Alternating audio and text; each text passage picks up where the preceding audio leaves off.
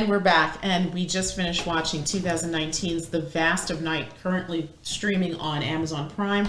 It is the story of a night in a small New Mexico town in the 1950s, Cayuga, in which a young girl named Faye, played by Sierra McCormick, and her friend who works at the radio station, Everett, played by Jake Horowitz, encounter some strange occurrences through this strange audio frequency that first Faye finds on the switchboard, and then also through noise that had come in through the radio program. Yeah. I'm going to go around the room and get impressions. G, we'll start with you. What did you think of the movie? I liked it. What did you like about it? It kept me on the edge of my seat. It did. It was wildly entertaining. To me, it felt like listening to a good ghost story. Right. And it's interesting because they tell the story, it's almost like an old 50s serial. Originally, I thought it was going to be like the Twilight Zone, right? Like you're coming into was this... that Rod Serling? It sounded like his voice. I doubt it's him, though, because it's different. When you see the television, it says Paradox Theater, and they're presenting The Vast of Night. Well, did Rod Serling have a show before Twilight Zone? I don't think so. I don't think so. But at the beginning of the... I also want to let's stick to the formula where we save any spoilers after a certain point. After a certain point. Okay, so we won't speak to spoilers just yet, but... So you found the story riveting, which is interesting because we had previously in the day had a conversation with our kids about storytelling and a movie like My Dinner with Andre, how it's just two people talking, and that's basically the movie. That movie sounds like a piece of crap. We made the argument that as long as the storytelling is compelling, it could possibly be a good movie. I personally have never seen My Dinner with Andre. Whoever his name is. We've never seen that movie. We've never seen that, so we can't talking about the food that they're eating. Animals. We don't know about that movie, but the point what we're trying to make is you just could have a movie exploding. It doesn't mean it's not a good story. You could have a movie where 90% of it is just two people or two or three people talking back and forth to each other, and it'll be interesting. This movie was very interesting, and a lot of it was just people talking. Yeah. Did you notice that, Olive? That most of this movie was just people talking? The beginning of the movie, you set up... Okay, I won't give away spoilers, but the beginning of the movie is set up where you're introduced to Faye and Everett, right? Actually, first Everett and then Faye. And it's just... First, it's just Everett. You see Everett come in, go out, whatever he's doing. And then Faye gets introduced. And it's very organic. You can see this is a very small town. Everybody knows each other. There's a story about a squirrel and a wire that gets told five different times in five different ways. That was the biggest news in the history of this town that they're still talking about. That's why the power went out. Yes. Is it though? No, but they're the squirrel and the wire. They're talking about something that happened like a year or two ago, and they're still talking about it because nothing happens in this town. Right. Like I said, the biggest news in this town, and everybody knows the story because they all say the same thing. Remember when that woman says it's a chipmunk? Well, one of them says it's a chipmunk, but they usually say the same thing. There was a squirrel and the wire was still in its mouth. Yeah. That's like a detail that everybody says. Right. And it's basically the same story word for word from so many different people in the beginning of this movie. And it demonstrates the tininess of this town and the fact that nothing really happens in this town. Right. But then you wonder, does something happen? Because then there's this strange audio frequency that leads Everett and Faye to investigate and come across two particular people who tell them this story that's both very compelling.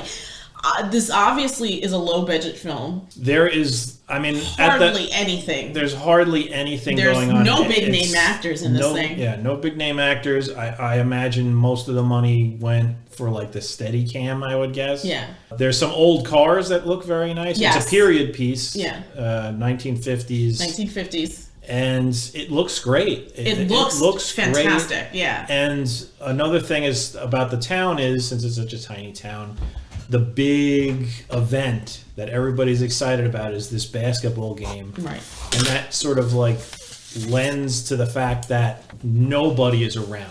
Right. There is such desolation because everybody is at this game. Everyone in the town. Everett and Faye are moving through this town, and it's just you don't know like what's a going ghost on. town, You don't yeah. know what's going to turn around at the end of the next. And corner. like I told you at the beginning of the movie when we were watching it, I turned to you and I was like, it's almost like they're the only two people on the planet. Yeah, and that adds to the creepiness and the isolation of it. What, And also the music was weird. Yes. Yeah, you mentioned that. you The kept music getting a little freaked freaked out me by out. this. Yeah. Yeah. What did you think of the movie, Olive G? I thought it was good but creepy. You thought it was good but creepy. You got a little scared. But I think told about you it. that I was getting scared. But you know what? Think about it. Let me ask you this. You were getting scared, but was there anything scary? Did you see anything scary, or was it your mind playing tricks on you? Don't Because give any spoilers or anything. Okay? yeah, just think about it. No, I just thought like something was gonna come out of nowhere. And then the music was creepy, right? So that added to the atmosphere. Like once the music started playing, I thought like something was gonna jump out. Yeah. Mm-hmm. Yeah. And even when there wasn't music, did you feel yourself getting like drawn in when they were just like listening, like when they were listening to Billy when Tell he the called in story. and he was telling his story? Did that like make you think like, oh my God, something's gonna happen? Something's gonna happen. Did that ever make you feel anything Yeah. when Billy was saying his story? Was Yeah. that because that added to the creepiness, right? Yeah. And the And also him getting cut off.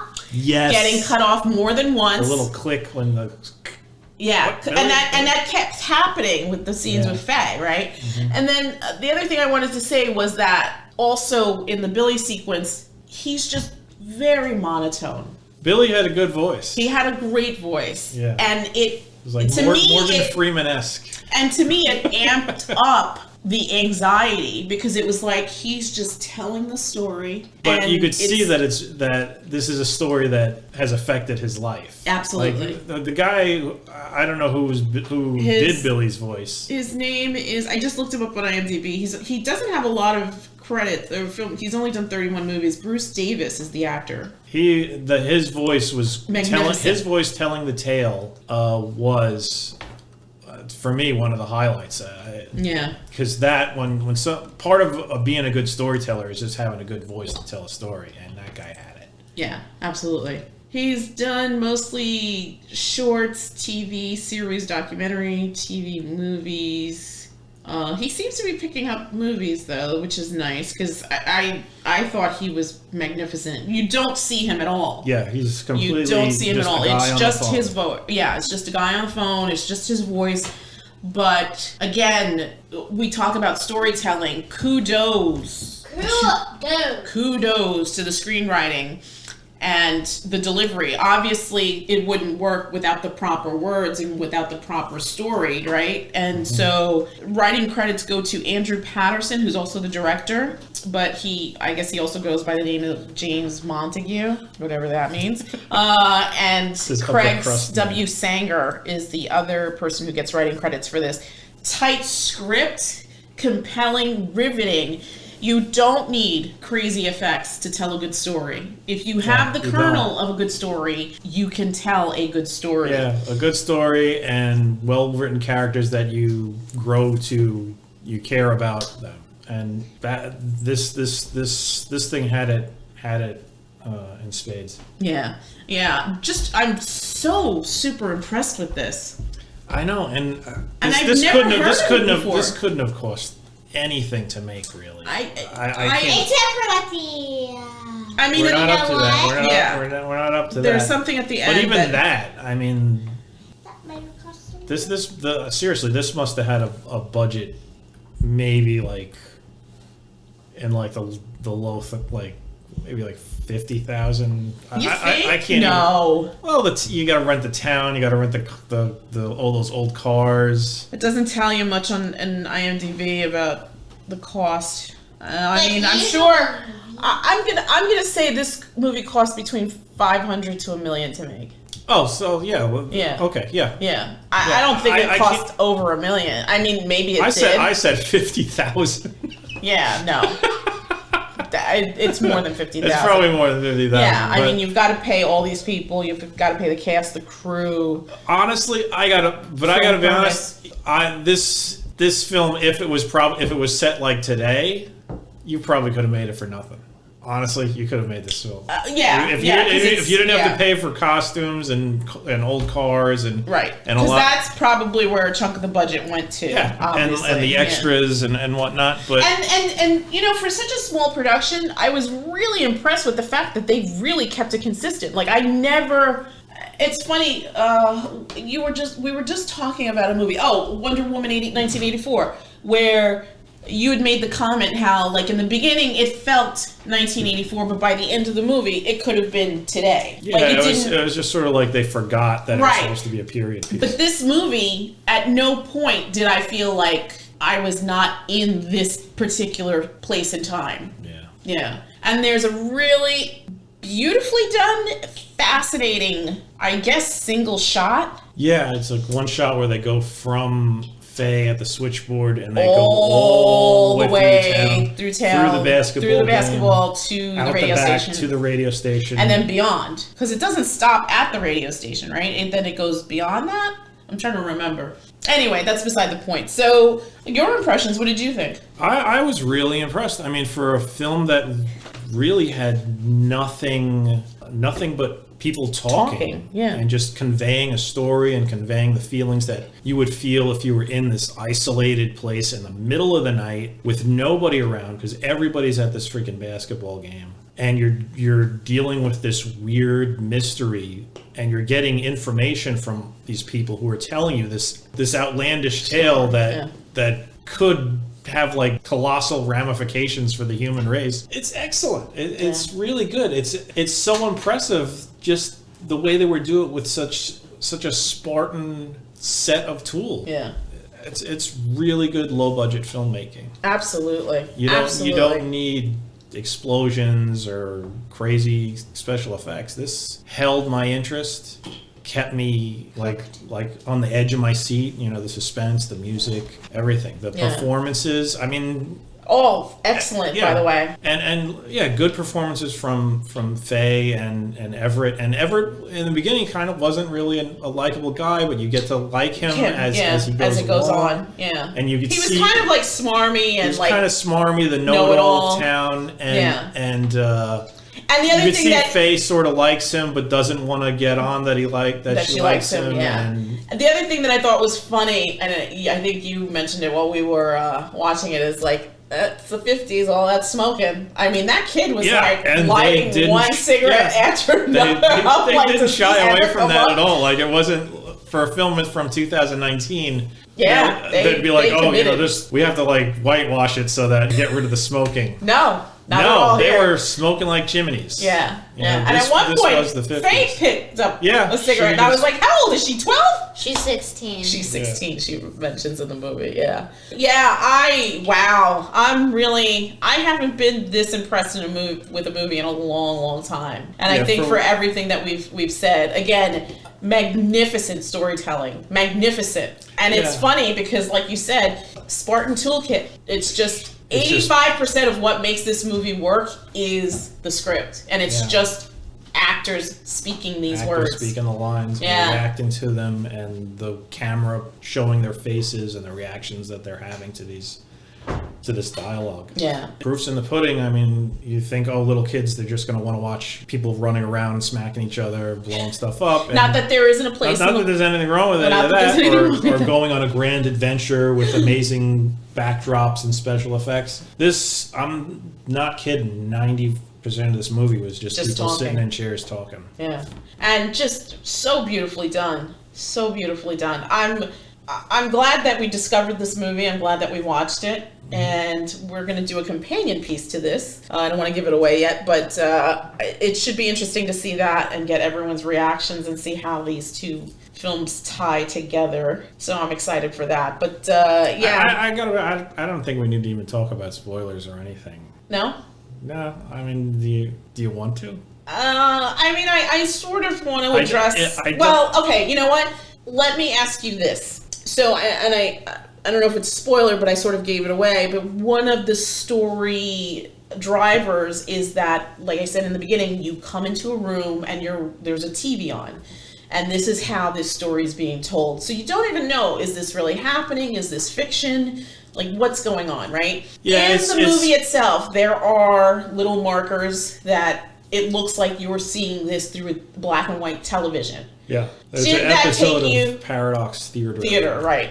Did that take you out of the story itself when those scenes happened? I gotta be honest, it did a little. It did. I was gonna say, you know what's so funny? As much as I love this movie, yeah, and I love it, and I would recommend it absolutely. If I could have been like a producer on this thing, I would have been like, just lose that. Just keep the story continuous. And if you want to bookend it like that, you can. But having those elements in the piece itself kind of took me out of the story just a little bit. Still really invested in the story. The other thing was, this was also like, I guess, a story device to move the story along. When Billy is talking, when he's called into the radio station, there are parts when he's telling the story where it's just a black screen. You don't see anything at all. And I think that sort of added to the tension and the anxiety of this whole situation. At least for me. I can't speak to anybody else.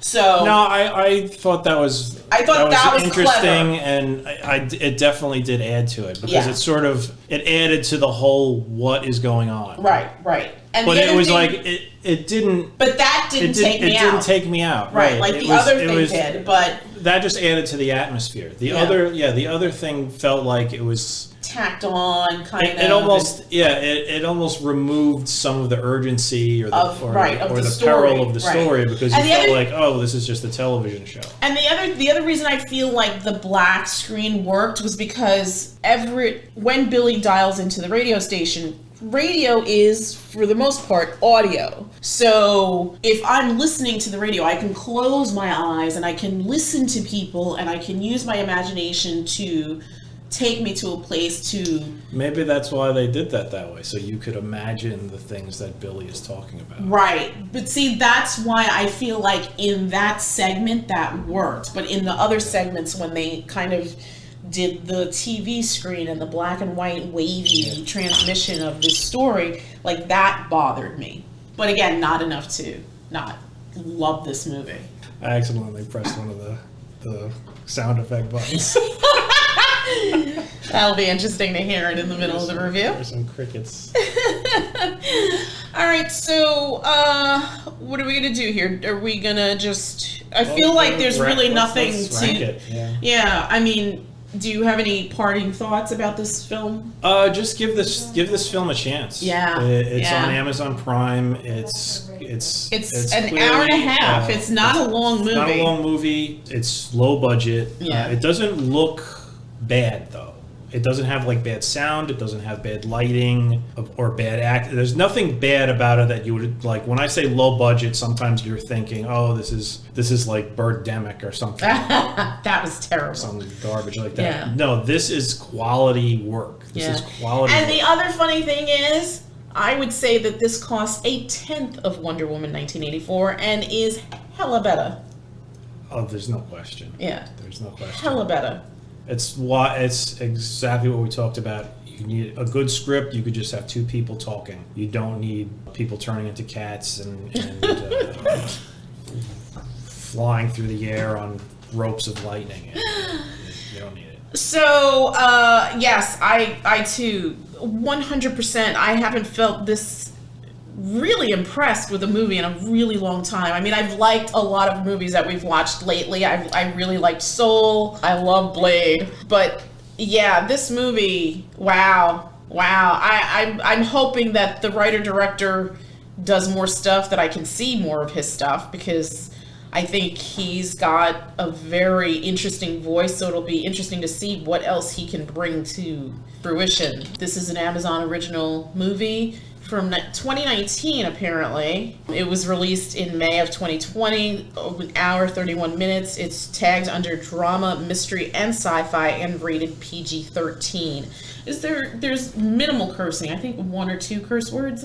I don't remember any. I think Everett says a word. I can't remember. I don't know. I mean, they were talking like it was like 50s, so there really wasn't. There was any profanity. there was one curse word, if I remember right, when it was dark. Maybe I don't Yeah. know. I don't want to give too much away. If there is, it's not very jarring minimal. or out of Yeah. place, most of it is just people sitting and talking and getting creeped out. Yeah, and telling a story and trying to piece together what it is that this strange audio frequency that's coming through is all about.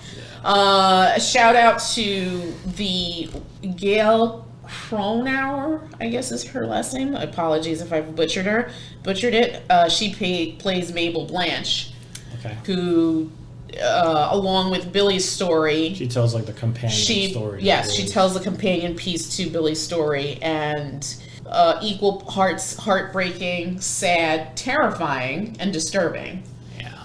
When you see Emmett's reaction to it, which I thought was interesting because previously he had said to Faye, like, he thought Everett, is that what I said? You said Emmett. Oh, I meant Everett, sorry. You're like the old guy and trying to fix the lights. Yeah. that was funny at the beginning.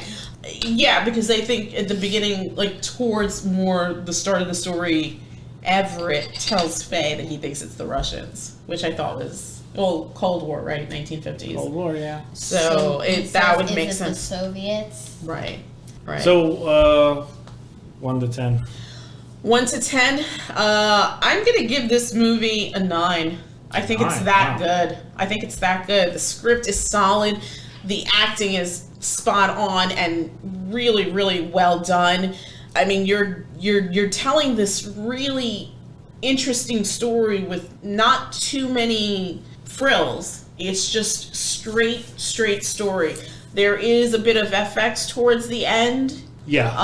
And I'm assuming that's where some of the budget went as well, but consistency throughout. Really interesting, kind of creepy, a little disturbing, very anxiety inducing. I really got swept up into this, and I feel like for an hour and a half, this movie has paid dividends to me. Yeah. With the really interesting, really phenomenal storytelling. So kudos to the filmmakers, to the writers, to the actors, to the cast, the rest of the cast and crew.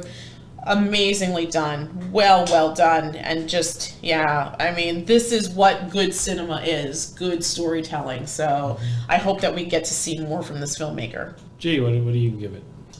I think I give it an 8.5. I would give it an 8. I think it was excellent for what they were working with. A solid script, great acting.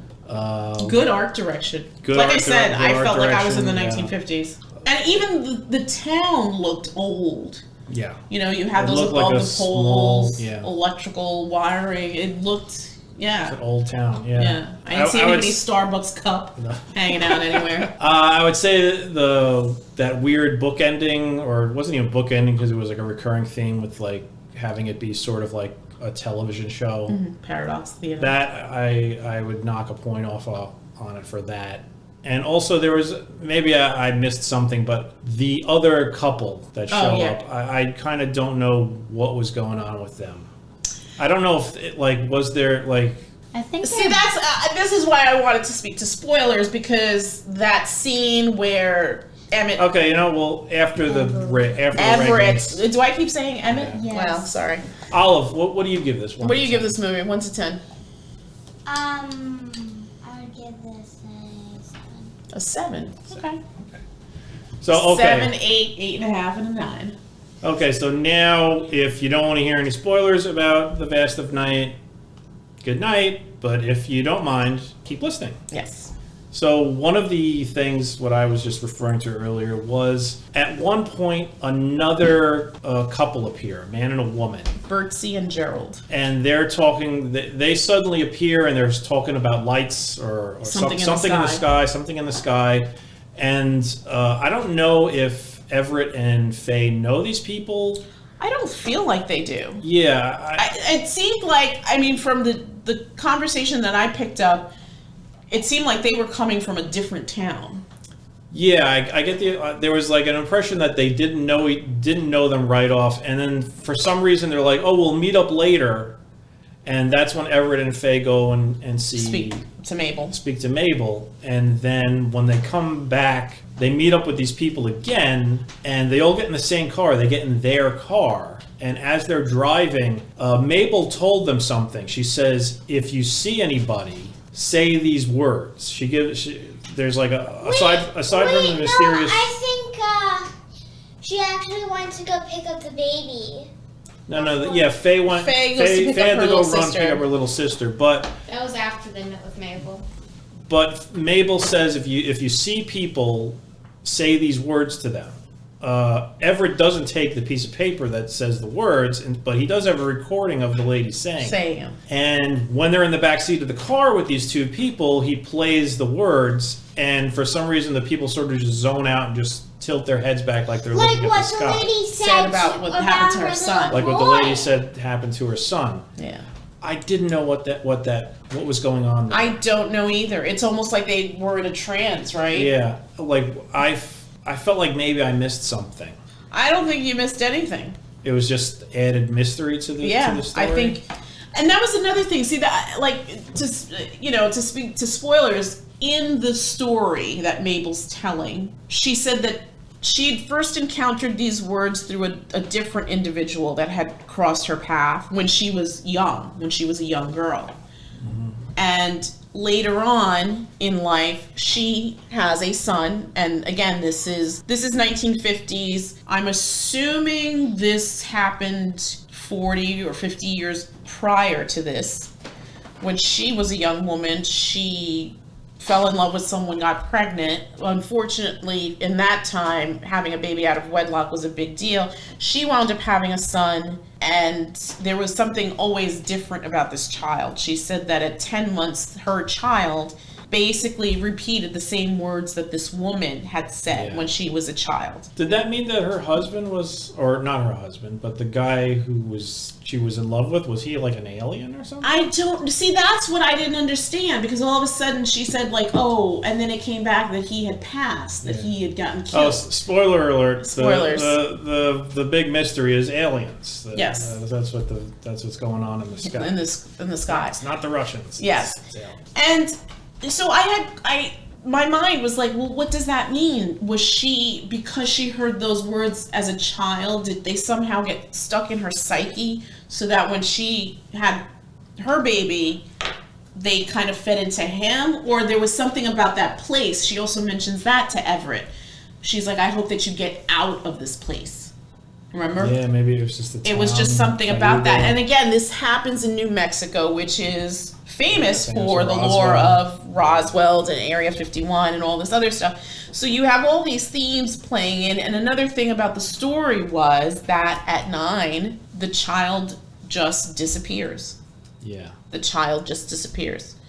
Yeah, I mean, I'm so impressed with this movie. Like, that was another thing I wasn't positive what was going on.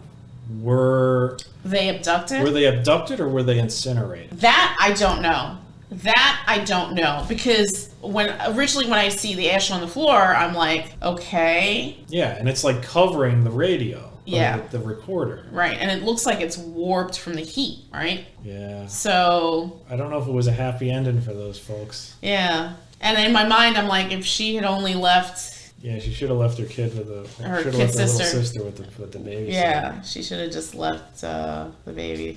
Anyway, it's a good movie. It's a really good movie. Recommended highly. Yeah. Please do yourself a favor. It's currently streaming on Prime. I think I'm the more impressed out of everyone here. Yeah, I feel like I want to sit and just watch it again, to be honest. It's one of those movies where I feel like you could pick up more. Yeah, you could pick up more stuff. But kudos to the filmmakers. Excellent work. Again, proof positive that you don't need a huge budget to tell a really good story.